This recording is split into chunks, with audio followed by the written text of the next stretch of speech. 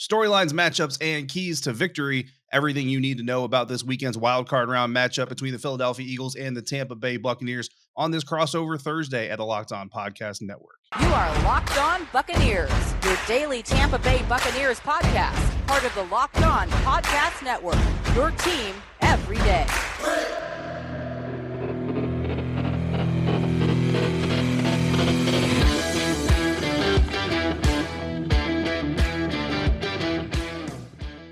What's up, Bucs Nation and Eagles fans? Louis, I always forget to ask this before we record on the crossovers. What do Eagles fans call themselves? There's Eagles Nation, Bird Gang. I think everyone just identifies as just saying "Go Birds." That's the mantra. So I don't think there's really like for an AFC reference, a Bills Mafia type of thing with the Eagles. Right. Yeah, the Bucs don't really have it either. So Bucs Nation is just kind of what we've gone with. So right. Bucs Nation, Eagles fans, whatever you call yourselves, welcome to this episode of your favorite Locked On Podcast Network here. Crossover Thursday. I'm David Harrison, co-host of the Locked On Bucs podcast. He is Louis DiBiase, one of the hosts of the Locked On Eagles podcast. You can find me on Twitter at dharrison82. Find Louis at DiBiase LOE. And the shows are at Locked On Bucs and Locked On Birds. Thank you for making us your first listen or your first view every single day. If you're joining us over on YouTube, we are free and available on all platforms, like I said, including YouTube and pretty much every audio platform you can find. Of course, we're talking about Philadelphia Eagles at Tampa Bay Buccaneers. The Buccaneers hosting a playoff matchup for the first time since 2007, which is amazing when you consider this team has won 2 Super Bowls in the 2000s. Yet that's the situation we're in. And Louis, let's kick off with the biggest storylines between these two teams. And let's start with the visiting Philadelphia Eagles, the 7th seed, visiting the Tampa Bay Buccaneers.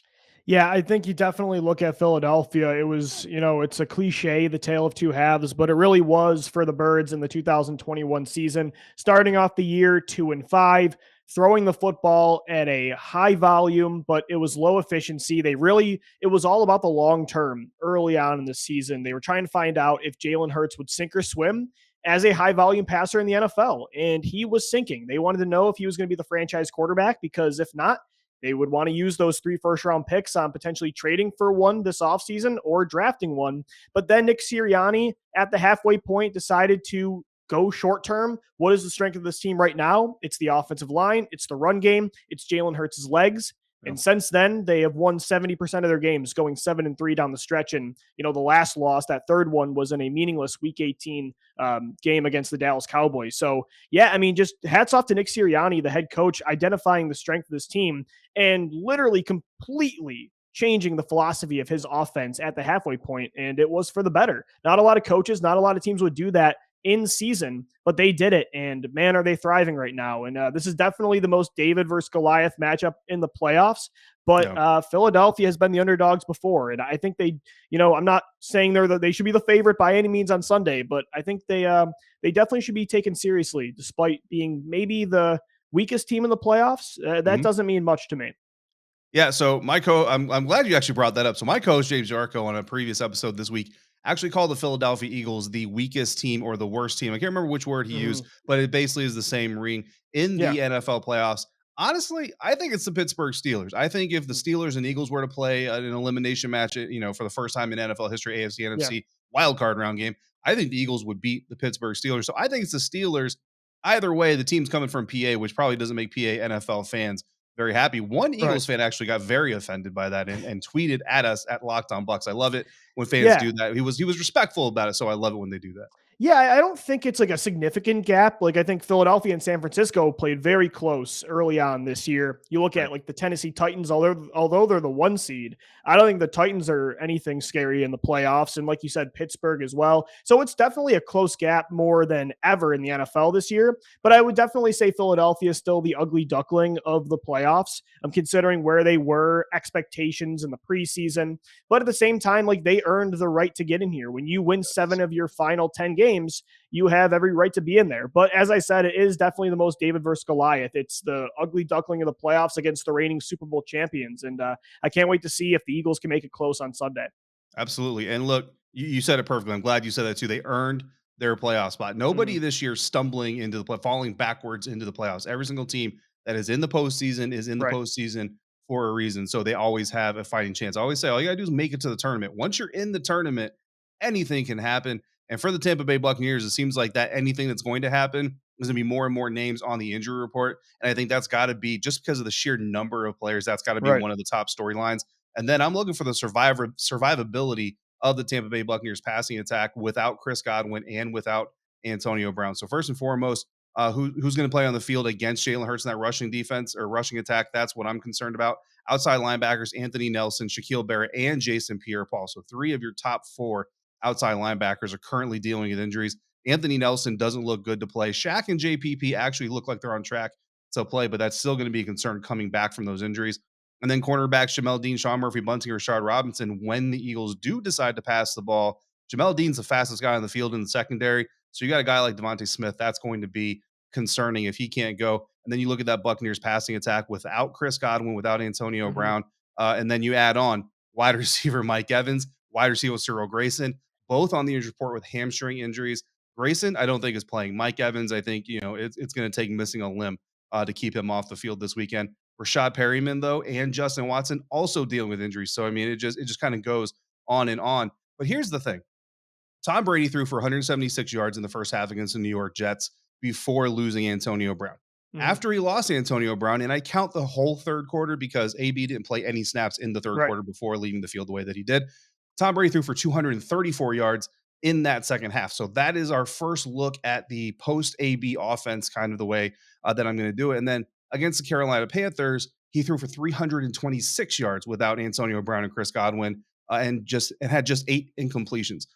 But the Philadelphia Eagles coaching staff that you just so accurately praised, and that's kind of my big concern here, they have what the Jets and Panthers didn't have, Louis, 6 quarters of film to watch on how this Buccaneers offense operates without Godwin and AB. And I think that is significant. Now, how much that's going to help this Eagles 11th ranked pass defense, I don't know if I can quantify that quite honestly, but I think it's going to help no matter what.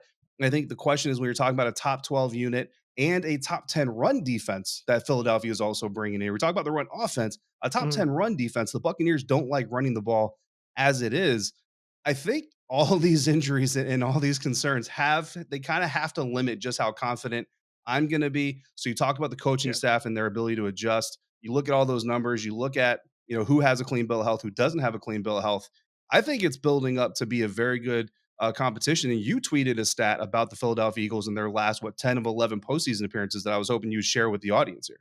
Yeah, so I mean, that's the crazy part about the Eagles. And you mentioned earlier how all you got to do is get in. And Eagles fans know that more than anybody. You look at 2008 when they were the 6th seed, they made the NFC title. Although they were the 1 seed in 2017, they were seen as heavy underdogs in all 3 playoff games when they won the Super Bowl. 2018 as well, they were the 6th seed, nearly made it back to the NFC title. The Eagles, the stat you're talking about, so in 12 playoff games in the 2000s, the Eagles have been underdogs in 12 playoff games, and they've covered in 11 of those games. Yeah. So, look, I still think they're the underdog in this game, as they should be. And Tampa Bay was definitely not the team I wanted to see. I wanted the inconsistency of the Los Angeles Rams right now, the Arizona Cardinals.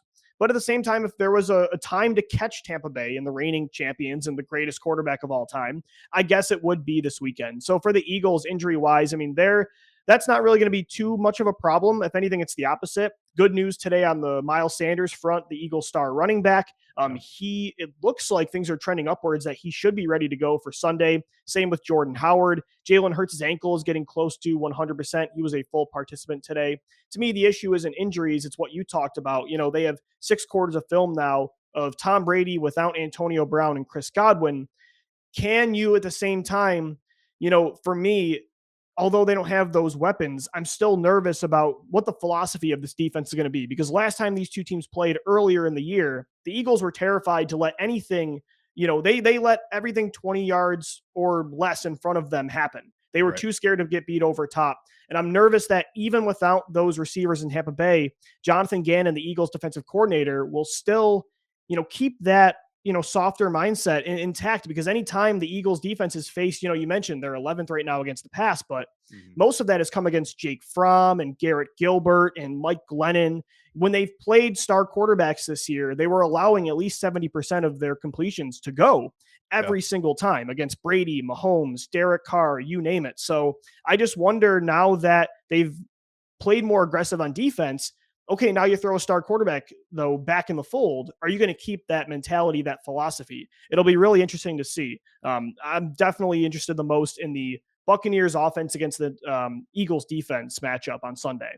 Yeah, absolutely. And great context to those numbers. And of course, that all plays into how the teams actually face each Yeah. other when they're facing these teams specifically. They're both going to be looking for an edge, Louis, and Bucks and Eagles fans are also going to be looking for an edge this weekend, all through the playoffs. We're all looking for an edge, especially when we're putting money on games. Louis and I want to thank onlinegambling.com for sponsoring today's crossover episode of the Locked On Bucks and Locked On Eagles podcast. If you don't already know, onlinegambling.com is a website dedicated to giving bettors the edge throughout the playoffs. They're providing you with the best NFL tips, news, and more to help your bets be as informed as ever. The experts at onlinegambling.com have sent Louis and I a challenge. The challenge is putting our own knowledge to the test, coming up with our early Super Bowl predictions to see just how much of an expert we really are. I'm going with Bucks versus Bills because you don't bet against Tom Brady. And I picked Buffalo in the preseason with everybody looking vulnerable, Louis, like you were talking about earlier. At this Mhm. point, I just don't see enough compelling evidence from one team or another to knock me off that prediction. So Bucks versus Bills is my prediction. Louis, you're going with Buffalo out of the AFC as well, but you've got Aaron Rodgers getting over the hump representing the NFC with the Green Bay Packers. So boo to you, Bucks fans. Everybody send him your meanest gif you can on Twitter. Of course, we're going to be keeping a close eye on those predictions as the playoffs continue to play themselves out. If you're planning on placing a bet during the playoffs, it's a lot of P's. Make sure you head to onlinegambling.com before you do. Onlinegambling.com gives bettors the edge by providing the best and most trusted experience online all day, every day. That includes their OG tips section where you'll find their own Super Bowl picks, as well as the inside track on how to beat the odds through the NFL playoffs. So make sure you visit onlinegambling.com/NFL for all the latest gambling news, tips, and info to beat the odds and give you the edge throughout the playoffs. Remember onlinegambling.com/NFL to make the most of this year's playoffs. Thank you again, Bucks fans and Eagles fans, for making your favorite Locked On podcast your first listen or your first view every single day. Louis DiBiase, David Harrison of Locked On Eagles and Locked On Bucks talking about this weekend's super wild card matchup between the Tampa Bay Buccaneers and the Philadelphia Eagles. And Louis, we talked about the biggest storyline, some health, some stats, some things going on, some coaching staff decisions. Now let's get into the matchups, which you kind of already touched on a little bit, but can you elaborate just a little bit more on which key matchup on defense and Yeah. which key matchup on offense you think the Eagles really have to hone in on in order to get Mhm. the upset win in Raymond James Stadium? Yeah, so as I mentioned earlier, I'm most concerned with what the Eagles defensive coordinator, Jonathan Gannon, what his philosophy is going to be heading into this game. And that will severely dictate this matchup that I'm going to talk about. And it's Darius Slay against Mike Evans. And it's the obvious one. It's the wide receiver one against the CB one. But to me, that is what's going to dictate this game if Gannon allows it. Because without Antonio Brown, without Chris Godwin, you looked at when you look at earlier this year in that first matchup, Gannon did not have Slay shadowing Evans or any Mhm. receiver because you have Brown and Godwin. You keep them on one side of the field.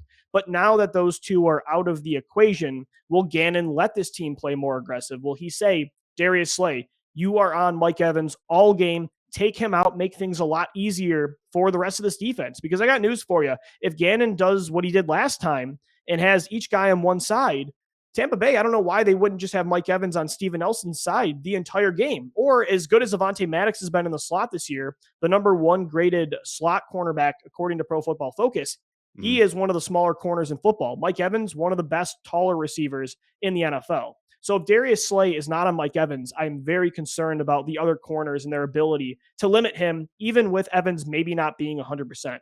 And so to me, that is the key matchup on that side of the ball. And it's a key matchup if Jonathan Gannon allows it to be. And Darius Slay is having, to me, maybe the best year of his career. It's the best Mhm. season an Eagles corner has had since, I don't know, Asante Samuel in like 2009, 2010. They've been dying for this kind of cornerback play. Now, Yeah. Gannon let that corner go and do that. Let him go win you a football game. Don't hold him back in this defense. I'm fascinated to see if he's going to allow it. And that's the matchup I'm really excited for on the defensive side of the football. Yeah, absolutely. I mean, big play Slay, right? That's his nickname for a Yep. reason. Let him go make big plays for your Right. defense. Live and die by your strengths. I agree completely with that, and I would be Mhm. surprised the Eagles defense doesn't do that exactly that you're talking about for the Buccaneers defense.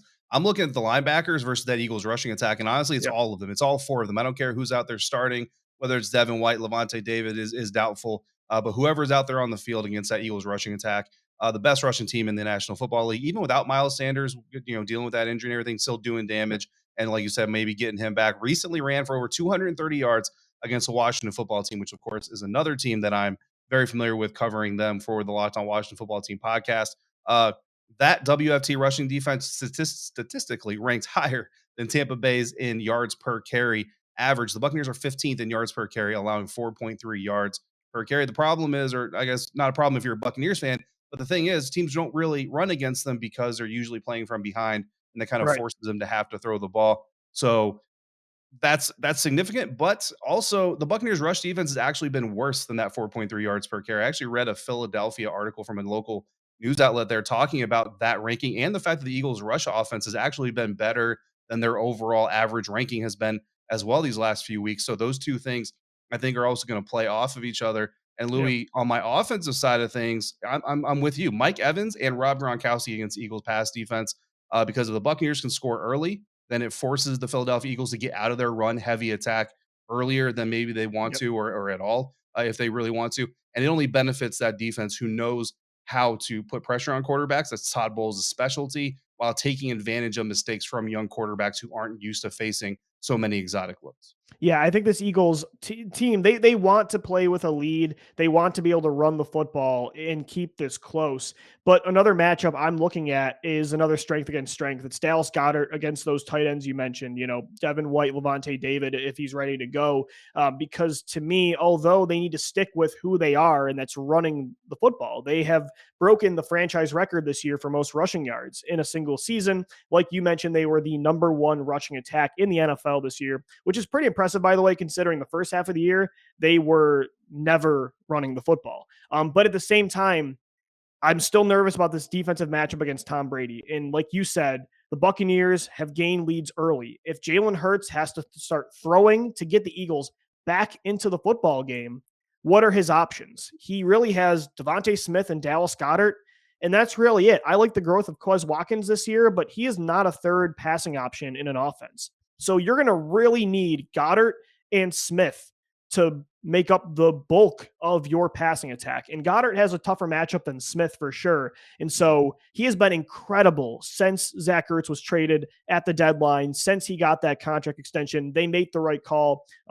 Top 3 this year in tight ends when it comes to yards per reception. He's a deep threat. He's a great blocker, run after the catch ability. He's got a tough matchup on Sunday, but you need your stars to elevate you on the biggest stage, and Dallas Goedert is one of those guys. So I'm really excited about that matchup as well. Absolutely. One of my favorite tight ends in the National Football League coming up, Dallas Goedert. Mhm. I don't know, maybe you can start calling him Baby Gronk if he really keeps this thing going. But yeah, a total package of tight end, really, if you look at it. 100%. So coming up next on Locked On Eagles and Locked On Buccaneers, it's crossover Thursday. We're going to get into the keys to victory for both of these teams, and we'll look at the lines, some sports betting coming up next right here on crossover Thursday. And guys, today's show is sponsored by GetUpside. It's an incredible app that everybody who buys gas needs to know about. My listeners are making up to 25 cents for every gallon of gas every time they fill up. Just download the free GetUpside app in the App Store or Google Play right now and use the promo code touchdown and get a bonus 25 cents per gallon on your first fill up. That's up to 50 cents in cash back. Don't pay full price of the pump anymore. And its gas prices are pretty high right now. Get cash back using GetUpside. Again, download the app for free and use the promo code touchdown to get up to 50 cents per gallon in cash back on your first tank. Some people who drive a lot are making as much as $200 to $300 a month in cash back, and there's no catch. The money gets added right to your account, and you can cash out anytime to your bank account, PayPal, or an e-gift card for Amazon and other brands. Guys, today's show is also sponsored by BetOnline. It's that time of year. We've got the NFL playoffs right around the corner this weekend, and BetOnline remains the number one spot for all the best sports wagering action for 2022, new year, and a new updated desktop and mobile website. To sign up today and receive your 50% off welcome bonus on your first deposit. Just use our promo code. It's Locked On, LOCKEDON, to get started. You've got football, basketball, hockey, boxing, UFC, right to your favorite Vegas casino games. Don't wait to take advantage of all the amazing offers available for 2022. BetOnline is the fastest and easiest way to wager on all your favorite sports. BetOnline, where the game starts. All right, guys, welcome back into Crossover Thursday. I'm Louis DiBiase of Locked On Eagles. He's David Harrison of Locked On Buccaneers, and we thank you for making Locked On Eagles and Locked On Bucs your first listen each and every day. A big wild card matchup between these two teams on Sunday at 1 p.m. David, between Jalen Hurts and Tom Brady at quarterback. And did you know this is actually the largest age gap in playoff history between two starting quarterbacks? I did not know that, but that age gap status. I mean, has been used a lot this season for Buccaneers games, but And it's going to that's very continue to be. interesting. And I mean, I'm a huge fan of Jalen Hurts, so if there was another quarterback outside of Tom Brady, I'd like to Yeah. watch this weekend. It would be Jalen. So I'm pretty happy that this matchup is happening. Yeah, I feel like these two players, obviously, quarterback always in the NFL, are going to be, main keys to the victory. But David, for you, if Tampa Bay gets out with a win, as some are expecting on Sunday, what will be the keys in getting that W? Yeah, I think the Buccaneers have to score early, and I mean, and a lot of people kind of roll their eyes and say, "Oh, score points! What a great key to victory!" But I think the emphasis has to be on score early, right? The Right. Buccaneers put up 14 points in the first quarter the last time these two teams faced. Now that was Week 6, and like we've kind of chronicled, a lot has changed since Hmm. Week 6 for both of these teams. In some ways, maybe not as good, but in a lot of ways, these teams have gotten a little bit better. The Buccaneers have learned how to play, minus Chris Godwin, minus Antonio Brown, Leonard Fournette has been out for a little while. Ronald Jones has also been banged up. So I mean, there's a lot of growth happening in the midst of all this adversity. But I think that the Buccaneers have to come out and find a way to put those points up.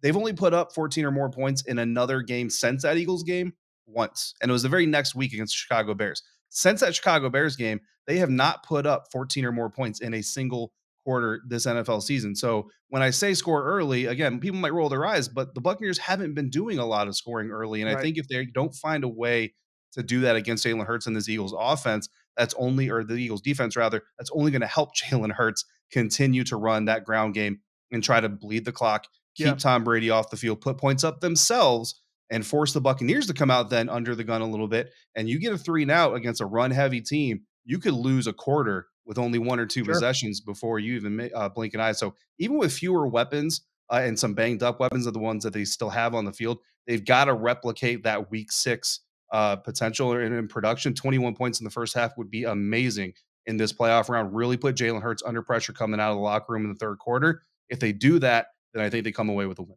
Yeah, I hate to be in an echo chamber, but I completely agree with you. I think starting fast is so key for both of these teams because it could force the Eagles to play in a certain style that is one very beneficial for them or very beneficial for Tampa Bay. Because, like you said, if the Buccaneers start off hot and they're up by multiple scores and the Eagles can't be that run first team anymore and they need to, speed things up and rely on Jalen Hurts' arm, that bodes very well for the Buccaneers. If the Eagles can start fast, which David, they have not done for a while now. They've been in double-digit holes now in the first half of their last three important games against Washington twice and against New York. Of course, they were able to get out of that because you're playing Garrett Gilbert, you're playing Jake Fromm and Mike Glennon and Taylor Heineke. But when you're playing Tom Brady and you're down 14 and you're not really a pass-heavy offense that's efficient in higher volume, that's not a recipe for a win against the reigning Super Bowl champions. So for the Eagles, it's to start fast too, because you just can't be that kind of passing team. However, again, another key though, you do need to be that passing team. I'm not saying Jalen Hurts needs to throw 40 plus times, throw for 400 yards, and do what Nick Foles did against Brady in Super Bowl 52 and match him that way. But the Eagles do have to be multiple. They have to be aggressive. And they're going to need Hurts' arm more than they have in the past because I don't think this game's going to go the way where they can control the momentum, control the clock, and just run all over them the entire game because Tampa Bay is going to put up points.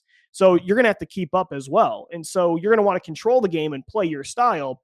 But against Tampa Bay, again, this is not the same type of matchup you've had in the second half of the season. So I would say starting early, being multiple, and being aggressive on both sides of the ball. Like if the Eagles want to pull off an upset, those are three keys for me. Absolutely. But I think, at the end of the day, I think pressure is cumulative, right? And I think for the Right. Tampa Bay Buccaneers, they've been playing all season as the defending Super Bowl champions, getting everybody's A game. And they're coming to this matchup. I mean, they have everything to lose, whereas the Philadelphia Eagles, kind of because of that ugly duckling stigma that you Yeah. mentioned earlier on, they really have nothing to lose. If the Eagles lose House this money is the game, big name, a big word that's being thrown out there all week. It seems like they have house money.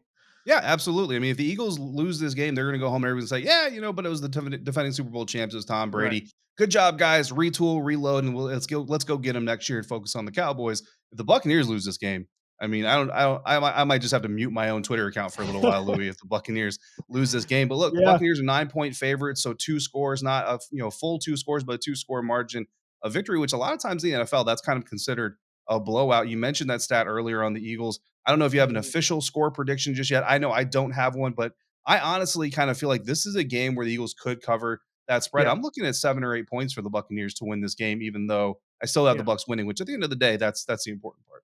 Yeah, I don't have an official score prediction. I obviously do think the Buccaneers are the favorite. I'm sorry, Eagles fans, but I think, as you mentioned, fans are realistic and they know that as well. Yeah. Lately, when the Eagles are in the playoffs, they're not just happy to be there because of what the expectations were after 2017. But Right. this year, fans did not really expect to be here. And so, against the reigning Super Bowl champions, against Tom Brady, yeah, they're not expecting a win either. I think they could definitely do it. This doesn't feel like a team that limped in and has no business being Right. here, as I mentioned earlier. But I would definitely say Tampa Bay's favored. That -9, I kind of like the Eagles to cover. You look at that game week 6, the final score was 28-22. The Eagles made it interesting down the stretch, although Right. that kind of lies about how close the game was for 3.5 quarters. It's still the Eagles. A lot of the time they get that backdoor cover because Yep. they're pretty good in garbage time. They put up points that way. They're explosive. And so I would say if you're going to, pick this head to head, go Tampa Bay. But when it comes to that -9 right now, and we'll see if that moves, but I like the Eagles to cover that, Dave. Yeah, absolutely. I mean, again, Vegas doesn't care how teams cover. All they care is that they That's right. cover, and the That's all Eagles that certainly matters. have been doing that. So great stuff on this crossover, Louis. Good luck this weekend on the game, of Yep. course. Good luck. And we'll see how the rest of this goes. Talk again in the offseason or maybe further on into the postseason for either show, either fan base. Thank you, fan bases, listeners, viewers, for making your favorite Locked On podcast show your first listen or view every day. Come back tomorrow. Louis and I will have another show with our co-host, I believe, right? I believe Gino is back with That's you right. tomorrow for your final episode to give one last look at this wild card, super wild card round matchup between the Tampa Bay Buccaneers and the Philadelphia Eagles. For your second listen, let us suggest the Locked On Bets podcast, your daily one-stop shop for all your gambling needs. Locked On Bets, hosted by your boy Q, Locked On Raiders host, also in the playoffs, with expert analysis and insight from Lee Sterling. Free and available on all platforms, just like the Locked On Bucks and the Locked On Eagles podcast. Until we speak again, Bucks Nation, Bird Gang, if you're out and about, please be safe, be kind to one another, especially you Philly fans. Be kind to everybody. And thank you for joining us on this crossover Thursday at the Locked On Podcast Network, your team every day.